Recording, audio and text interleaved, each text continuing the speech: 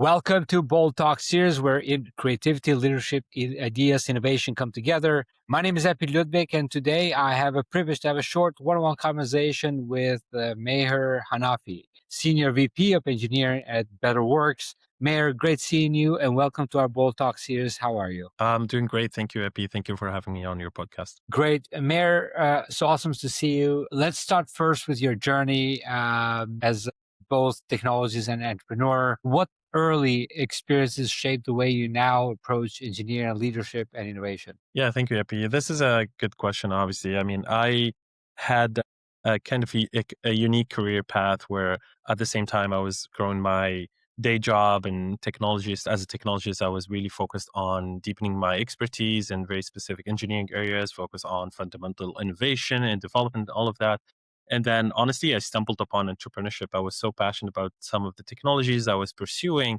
And I ended up, founding my own company, delivering software to the world, millions of users across the board. Definitely that entrepreneurship experience transformed or took my technical proficiency into more like leadership. Because when you are an entrepreneur, when you own like a product that you're building and serving to the world, like you own the whole stack, the journey from A to Z, from building, designing, thinking about solving the problem to ensuring from a business, this is like there's a return on investment, this is growing, this is evolving. So I think the lessons I've learned overall from doing this entrepreneurship is like a little bit more building a vision driven engineering technical leadership, like really focus on prioritizing business alignment, making sure that whatever I'm doing is going to lead to business, positive outcome. It's not just for fun, it's not just for learning, it's also turning things into reality from a business perspective.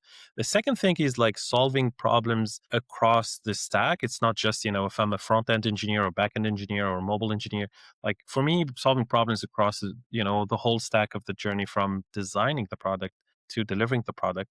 And then most importantly, again, I think doing more with less, or like building a little bit a higher sense of empowerment and autonomy. Because when you are a solo entrepreneur creating something from the ground up, you get exposed to a lot of technologies, you face obstacles and you resolve them. So when I lead teams from a technical leadership perspective today, I always think about that whatever problems and obstacles you face as a team and as an individual, you will find your way through it. So these were very important lessons I learned early on without planning for that. Like I didn't go and look for these as an educational material. I just stumbled upon entrepreneurship.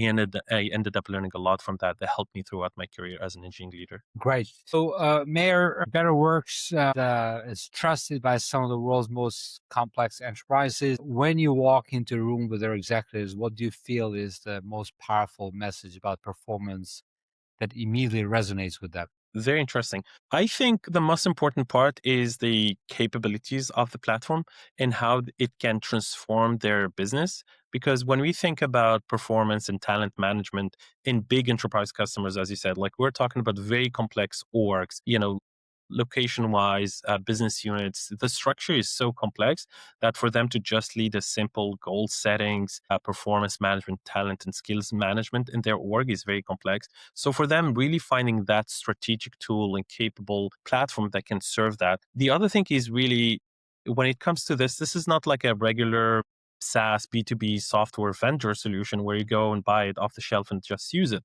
They're looking for building trust with the platform, building something that can scale over time with their needs, with their structure, that has also a future proof based on their future growth and evolvement. And then that is more designed to achieve that kind of holistic business views or business vision.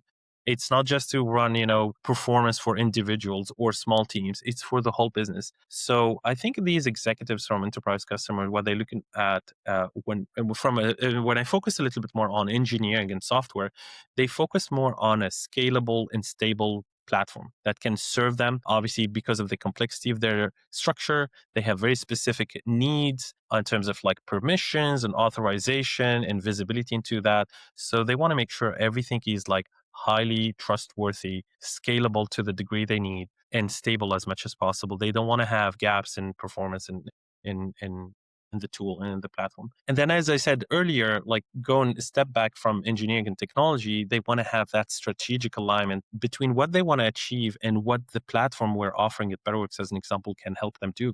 So that strategic alignment and evolving with them and growing with them as they grow and using and leveraging the platform to do talent and performance management is so key. So that's where, AI got into the conversation at some point. Everyone is trying to use AI at some point to help with performance and productivity and all of that. And we've been lucky enough at Betterworks that to have that kind of AI early on vision to include AI and support our customers using AI within the flow of work, within using Betterworks instead of going and using external tools. So I think that's the last point is like innovation and keeping up with modernization of the software is something executive at these enterprise customers are looking for as well. Now, what excites you most about AI's role in performance management? And what guardrails do you believe are essential for its responsible use? Yeah, I mean, this is an area I'm spending or I'm focusing a significant amount of time of my energy as a senior VP of engineering on is like building AI, and also trying to, I'm very excited about the role of AI in performance management, but this is like a people heavy or a people centered, aspect.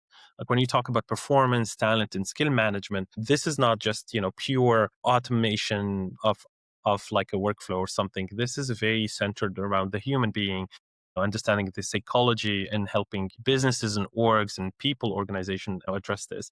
So what I think when I think about AI and why we're so focused on bringing AI to life and Betterworks and the performance and talent management software is because we believe that performance management is not just a hard coded process, a predefined. This is what you do. I think it should be a little bit more intelligent and dynamic in adapting to structures and times and like stages of companies and their performance overall from a business side of point. It should be also very personalized. I don't think you can apply performance management and talent and understanding skills the same way for every individual, for every team, for every company, for every geolocation.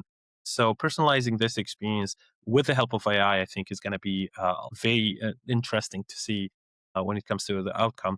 And then the other thing is like a little bit more proactive growth system, really finding ways that, AI is capable of too many things today that we are just catching up with its capabilities.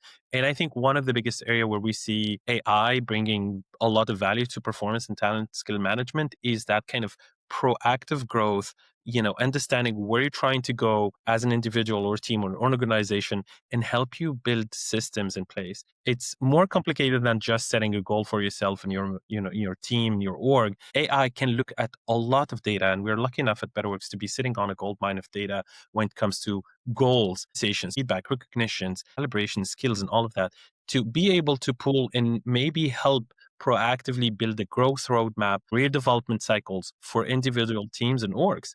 And I think that's where AI will make this thing that used to be kind of impossible or extremely complex to do simpler and easier. And that's where we're trying to tap into. Nice. Now, Mayor, looking at the broader HR tech industry, why do you think traditional performance reviews have failed so many organizations? And what cultural shifts are necessary for companies to truly embrace continuous performance management? Yeah, I mean, I believe as part of Betterworks that, the regular yearly annual performance reviews is failing, obviously, because of the static aspect of that, the lack of adaptation and customization, personalization to the framework. We live in a post-COVID era too, where things are moving a little bit faster. Psychology and the psychology safety and like the performance that we expect from individuals is a little bit different from what it used to be before. The way we work, our location and between the remote and hybrid and like in office experiences are all impacting how performance is dealt with.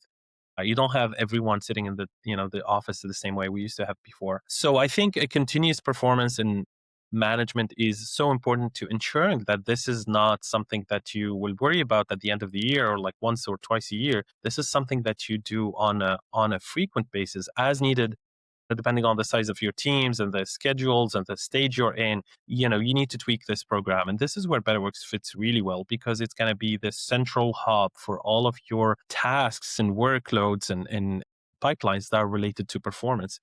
We track all of that data, and you can run sort of like performance reviews at any time of the year based on what you know and what you have. We have a lot of features to enable that kind of real time understanding where we are, where we're going with this. A simple feature like meetings that we have, one-on-one meetings or like group meetings, where you can track discussions, topics, agenda items, helps you a lot to understand where you are, if you are on track or not. We're not talking about the tools where you track your progress and like, your work, if you think about software engineers like Jira or GitHub, we're talking about overall performance and relationship with your manager, with your team, and overall achievement of goals you have for yourself. Um, and if you add to all of that, I think the HR tech industry is going to be significantly impacted with the involvement, AI powered features because of that proactive looking to adapting systems to use AI so it can help you with career development growth ahead of time.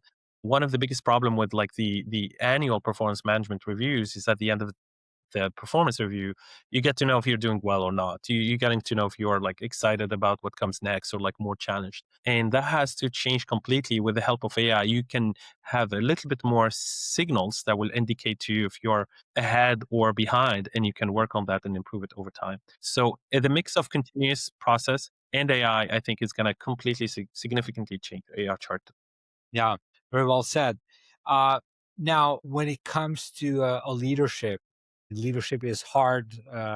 You always have to evolve. You have to adapt. It's about truly being at the right time to make sure that the things doesn't go in either way, that the extreme. So you got to be overall. You got to be always an alert. What is one leadership decision you made that felt incredibly, because leadership comes with a lot of risk, right? And what made you felt an incredibly risky at that time, but turned out to be a defining moment in your career? I've had some pivotal moments in my career, critical times, but I think the biggest one was when I was CTO at Thrive Global, kind of a mid-sized company, B2B SaaS enterprise.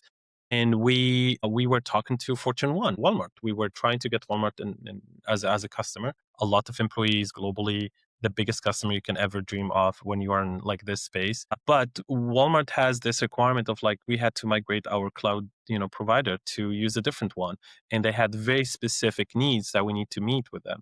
When we were like mid-size at that time, so we didn't have resources and kind of the plan to achieve all of that, and it was not necessarily needed for every other customer. We were multi-tenant. I was in a situation where I had from top, leadership board and all of that, like from a business, as I said earlier, from a business alignment, business driven engineering leadership, like I needed to get that deal. I need to move forward with that and do whatever is needed to achieve that. But from a technical perspective, that was a challenge for us. That was not necessarily a path we were looking at, migrating our cloud workloads completely to a different provider. So I started having conversations with my team. I got a lot of pushback from our architects and directors and like technical leads because they were just, not looking too much into the business value. They were more like from a technical perspective, this is a bad idea. But for me, I had to find that kind of middle ground where it makes it work technically and business wise. It has to work. So I had to really have conversations with my team, use every leverage I had from a trust, from a competence development, from convincing my team that this could be best for you. And I had people saying, "Oh, I'm so expert in the cloud provider we have today that I have no interest in pursuing and migrating to another one. I'm going to leave if this happens." By the way, but at the end of the day, these same people who are pushing back and skeptical to the whole idea, not believing in the vision. Kind of long story short, like we went ahead with that. We grew our team to achieve and deliver on this. We got the business with Walmart. And then the same people who pushed back early on became very interested in the new cloud provider and the new stack and the new technology. They got very interested to the point where they start learning about this more and building and enjoying building there.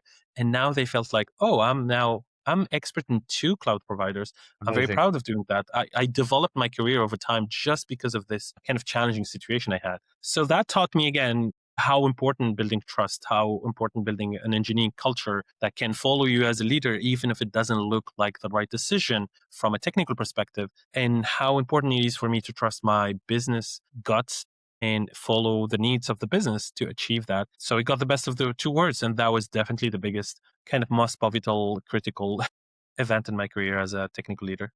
Amazing. Mayor, I always ask this as a last question to my guests, and that is about the word bold. What does that mean to you personally? Bold, most of the time for me means in the space I'm in is taking on a new challenge that you always were afraid of taken on heads first. You know, for me, like in the last few years was AI for sure. Like moving into AI and trying to be as deep into understanding how AI works and bringing that to life was a bold move because I had no AI background and experience before. And it might look like, it's not going to work, but I really believed in myself and put myself in positions where I had no other choice than going towards that. So I commit to do work, I commit to publicly speak, I commit to lead my team and doing things related to AI without necessarily having that background. And that gave me the incentives and sometimes even an external pressure. If I didn't have the intrinsic motivation, it gave me the external pressure to just get it done. And I'm so glad that I have that kind of bold approach to thinking about challenges and take them more as opportunities for me to learn. And I'm very proud to say that years later, I can speak AI. I can work and lead and drive AI innovation leadership just because I took that bold move into the unknown. So getting myself out of my comfort zone, I do that very frequently. And I think these are usually bold moves. Yeah, getting uncomfortable. That's the way to go. Mayor, Exactly. so great to see you. Thank you for joining me this Bold Talk series. Looking forward to seeing you again soon. Until that time, take care, be great, and be bold always. Bye bye. Thank you so much. Bye.